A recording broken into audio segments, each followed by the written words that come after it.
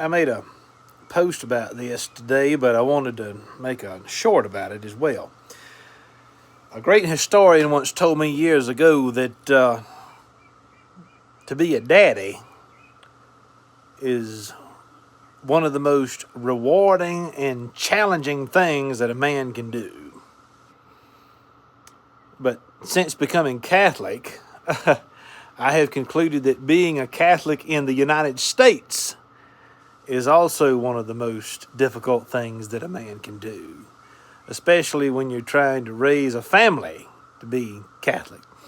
I think we've failed in this country to promote the gospel in the most important of ways, which leads to the Eucharist, which leads to the Catholic Church. I am convinced beyond measure that we've done a poor job in proclaiming truth in this country. And how do we fix it? I don't know, but I know we've done a poor job. Other countries around the world are experiencing a growth of Christianity far more than we are. 15, 20 years ago, 70 to 80% of Americans identified as Christians. Now that number's about 55 to 60%.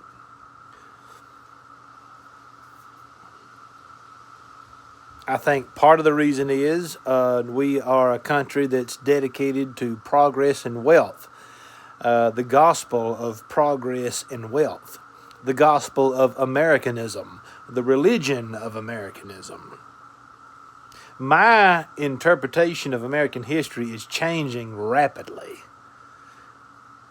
Rapidly.